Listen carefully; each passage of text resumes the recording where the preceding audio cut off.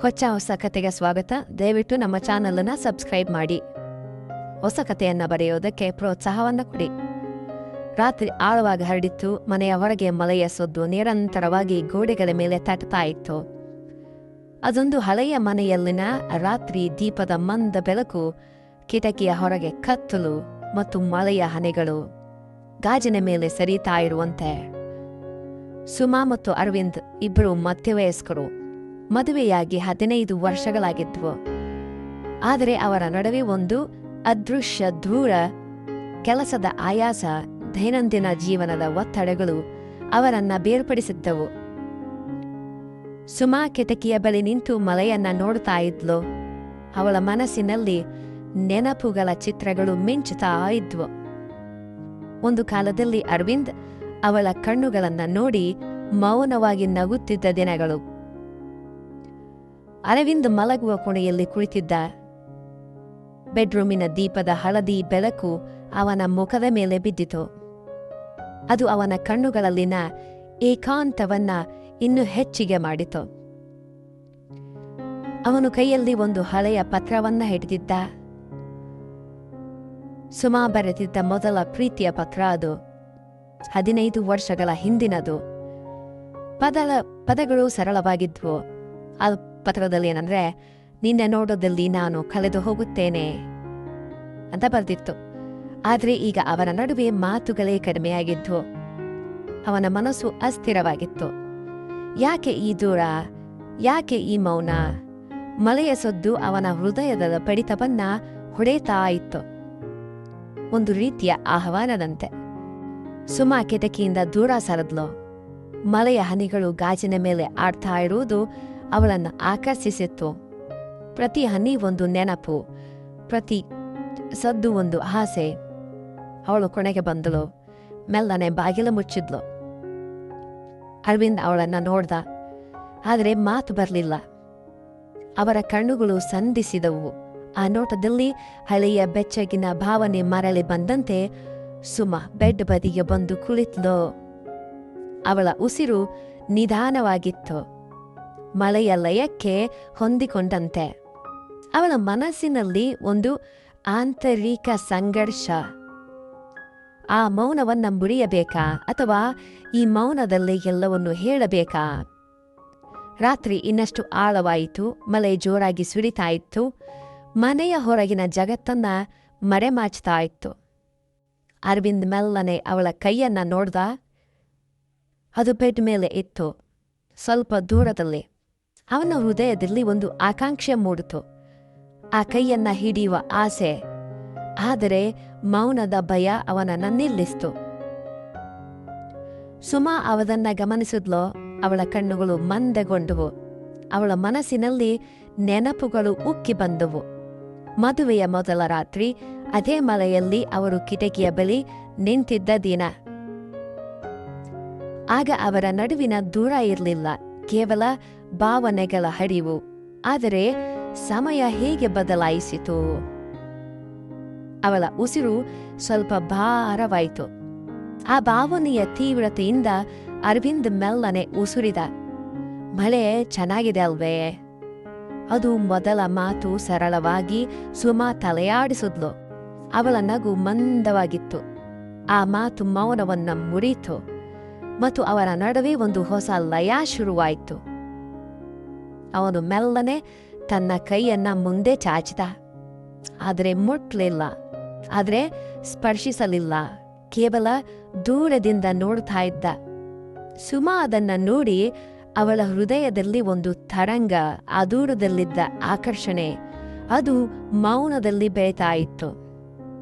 ಅವನ ಮನಸ್ಸು ಹೇಳ್ತಾ ಇತ್ತು, ಈ ರಾತ್ರಿ ನಮ್ಮದು, ಈ ಮಳೆ ನಮ್ಮದು. ಆದರೆ ಮಾತುಗಳು ಬರಲಿಲ್ಲ, ಕೇವಲ ಉಸಿರಿನ ಲಯ. ಕೋಣೆಯಲ್ಲಿ ದೀಪದ ಬೆಳಕು ಮಂದಗೊಂಡಂತೆ ಕಾಣಿಸ್ತಾ ಇತ್ತು. ಮಳೆಯ ಸದ್ದು ಅದನ್ನ ಮರೆಮಾಚ್ತಾ ಇತ್ತು. ಸುಮಾ ಮೆಲ್ಲಗೆ ಅವನ ಕಡೆಗೆ ಸರದ್ಲು, ಅವನ ಪಕ್ಕಕ್ಕೆ ಸರದ್ಲು. ಅವರ ನಡುವಿನ ದೂರ ತುಂಬಾ ಕಡಿಮೆಯಾಯಿತು. ಈಗ ಇಬ್ರು ತುಂಬಾ ಹತ್ತಿರವಾಗಿದ್ರು, ಅಕ್ಕಪಕ್ಕದಲ್ಲೇ ಇದ್ರು. ಅರವಿಂದ್ ಅವಳ ಕಣ್ಣುಗಳನ್ನ ನೋಡ್ದ. ಆ ಕಣ್ಣುಗಳಲ್ಲಿ ಹಳೆಯ ಭಾವನೆಗಳು ಮರಳಿ ಬಂದವು. ಒಂದು ರೀತಿಯ ಆಳವಾದ ಆಕಾಂಕ್ಷೆ, ಅವನ ಮನಸ್ಸಿನಲ್ಲಿ ಸಂಘರ್ಷ. ಈ ಮೌನವನ್ನು ಉಳಿಸಿಕೊಳ್ಬೇಕಾ ಅಥವಾ ಈ ಭಾವನೆಗಳನ್ನು ಹಂಚಿಕೊಳ್ಳಬೇಕಾ? ಸುಮಾ ಅವನ ಮುಖದ ಮೇಲೆ ಬಿದ್ದ ಬೆಳಕನ್ನ ನೋಡ್ತಾ ಇದ್ಲು. ಅದು ಅವನ ಆಂತರಿಕ ಏಕಾಂತವನ್ನ ಬಿಂಬಿಸ್ತಾ ಇತ್ತು. ಅವಳ ಹೃದಯದಲ್ಲಿ ಒಂದು ವಿರಾಮ. ಈ ರಾತ್ರಿ ಈ ಮಳೆಯಲ್ಲಿ ಅವರು ಮತ್ತೆ ಹತ್ತಿರವಾಗ್ತಾ ಇದ್ರು, ಮಾತುಗಳಿಲ್ಲದೇನೆ. ರಾತ್ರಿ ಮುಂದುವರಿದಂತೆ ಅವರು ಮೌನವಾಗಿ ಕುಳಿತರು. ಮಳೆಯ ಹನಿಗಳು ಕಿಟಕಿಯ ಮೇಲೆ ಸೆರಿತಾ ಇರುವುದು ಅವರ ಭಾವನೆಗಳ ಹರಿವಿನಂತೆ. ಸುಮಾ ನೆನಪುಗಳಲ್ಲಿ ಮುಳುಗುದ್ಲು. ಅರವಿಂದ್ ಅವಳನ್ನ ಮೊದಲು ನೋಡಿದ ದಿನ ಆ ನೋಟದಲ್ಲಿ ಇದ್ದ ಬೆಚ್ಚಗಿನ ಆಕರ್ಷಣೆ, ಆಗ ಅವರ ನಡುವೆ ದೂರ ಇರಲಿಲ್ಲ, ಕೇವಲ ಭಾವನೆಗಳ ಸಂಭಾಷಣೆ. ಈಗ ಆ ದೂರ ಹೇಗೆ ಬಂತು? ಅವಳು ಉಸಿರು ನಿಧಾನವಾಗಿ ಹೊರಬಂತು. ಆ ಭಾವನೆಯ ತೀವ್ರತೆಯಿಂದ ಅರವಿಂದ್ ಅವಳನ್ನ ನೋಡ್ತಾ ಇದ್ದ. ಅವನ ಕಣ್ಣುಗಳಲ್ಲಿ ಒಂದು ಪಶ್ಚಾತ್ತಾಪವಿತ್ತು. ಯಾಕೆ ಈ ಕಾಂತ? ಯಾಕೆ ಈ ಮೌನದಲ್ಲಿ ಕಳೆದ ವರ್ಷಗಳು? ಮಳೆ ಸ್ವಲ್ಪ ನಿಧಾನಗುಂಟು, ಆದರೆ ಅವರ ನಡುವಿನ ಭಾವನೆಗಳು ಬೆಳೀತಾ ಇದ್ವು. ಸುಮಾ ಮೆಲ್ಲಗೆ ಹೇಳಿದ್ಲು, ನೆನ್ಪಿದ್ಯಾ ನಮ್ಮ ಮೊದಲ ಮಳೆ? ಅರವಿಂದ್ ತಲೆ ಅಲ್ಲಾಡಿಸ್ದ. ಅವನ ನಗು ಮಂದವಾಗಿತ್ತು. ಆ ಮಾತು ಅವರನ್ನ ತುಂಬಾ ಹತ್ತಿರಕ್ಕೆ ತಂದಿತ್ತು. ಮೌನದ ನಡುವೆ ಭಾವನೆಗಳ ಹಂಚಿಕೆ. ಅವರ ಮನಸ್ಸು ಹೇಳ್ತಾ ಇತ್ತು, ನೀನು ನನ್ನದು, ಈ ರಾತ್ರಿ ನಮ್ಮದು ಅಂತ. ಆದರೆ ಮಾತುಗಳು ಬರಲಿಲ್ಲ, ಕೇವಲ ಕಣ್ಣುಗಳ ಸಂಭಾಷಣೆ. ಸುಮಾ ಅವನ ಬಳಿ ಸ್ವಲ್ಪ ಹತ್ತಿರ ಸಾದ್ಲು. ಅವನ ಉಸಿರುಗಳು ಮಿಶ್ರವಾಗ್ತಾ ಇರುವಂತೆ. ಆ ದೂರದಲ್ಲಿ ಇದ್ದ ಆಕರ್ಷಣೆ ಅದು ಮೌನದಲ್ಲಿ ಆಳವಾಗ್ತಾ ಇತ್ತು. ರಾತ್ರಿ ಆಳವಾದಂತೆ ಅವರ ನೆನಪುಗಳನ್ನ ಹಂಚಿಕೊಳ್ಳಲು ಶುರು ಮಾಡಿದ್ರು. ಅರವಿಂದ್ ಹೇಳ್ದ, ನಿನ್ನ ಕಣ್ಣುಗಳು ಇನ್ನೂ ಅದೇ ಬೆಳಕು. ಸುಮಾ ನಾಚಿದ್ಲು. ಅವಳ ಹೃದಯದಲ್ಲಿ ಒಂದು ಸಂತಸದ ತರಂಗ ಇತ್ತು. ಅಂದ್ರೆ ಆಂತರಿಕ ಸಂಘರ್ಷ ಉಳಿದಿತ್ತು. ಈ ಭಾವನೆಗಳನ್ನ ಮತ್ತೆ ಕಳ್ಕೊಳ್ಬಾರದು. ಮಳೆಯ ಸದ್ದು ಅವರ ಭಾವನೆಗಳನ್ನ ಸಾಥ್ ನೀಡ್ತಾ ಇತ್ತು, ಒಂದು ರೀತಿಯ ಸಂಗೀತದಂತೆ. ಅವರು ಮೌನವಾಗಿ ಕುಳಿತರು, ದೂರದಿಂದ ಹತ್ತಿರದ ಭಾವನೆಗಳನ್ನ ಅನುಭವಿಸ್ತಾ ಕೂತರು. ಸುಮಾ ಮನಸ್ಸಿನಲ್ಲಿ ಆಲೋಚಿಸ್ತಾ ಇದ್ಲು, ಈ ಮೌನದಲ್ಲಿ ನಮ್ಮ ಪ್ರೀತಿ ಬೆಳೆಯುತ್ತೇ ಅಂತ. ಬೆಳಕು ಹತ್ತಿರವಾಗ್ತಾ ಇತ್ತು, ಮಳೆ ನಿಂತಿತು. ಅರವಿಂದ್ ಮತ್ತು ಸುಮಾ ಇಬ್ರು ಆ ರಾತ್ರಿಯನ್ನ ನೆನಪಿಸ್ಕೊಂಡ್ರು. ಅದು ಒಂದು ಕ್ಷಣ, ಅದು ಅವರ ಭಾವನೆಗಳನ್ನ ಬದಲಾಯಿಸಿತು. ಆ ಒಂದು ಕ್ಷಣ ಮೌನದಲ್ಲಿದ್ದ ಆಕರ್ಷಣೆ ಅದು ಅವರನ್ನ ಮತ್ತೆ ಒಂದುಗೂಡಿಸ್ತು. ಅರವಿಂದ್ ಮೆಲ್ಲಗೆ ಹೇಳ್ದ, ಈ ರಾತ್ರಿ ನಮ್ಮ ಜೀವನದ ಹೊಸ ಆರಂಭ ಅಲ್ವೇ ಅಂತ. ಸುಮಾ ಹೌದು ಅನ್ನುವಂತೆ ತಲೆ ಅಲ್ಲಾಡ್ಸಿದ್ಲು. ಅವಳ ಕಣ್ಣುಗಳಲ್ಲಿ ಆಶೆಯ ಬೆಳಕಿತ್ತು. ಕಥೆಯ ಕೊನೆಯಲ್ಲಿ ಒಂದು ಸಂದೇಶವೇನೆಂದ್ರೆ, ಪ್ರೀತಿಯಲ್ಲಿ ಮೌನವೂ ಕೂಡ ಒಂದು ಭಾಷೆ. ಸಮಯದೊಂದಿಗೆ ದೂರ ಬಂದ್ರೂ ಒಂದು ರಾತ್ರಿಯ ಭಾವನೆಗಳು ಎಲ್ಲವನ್ನ ಮರಳಿ ತರ್ತವೆ.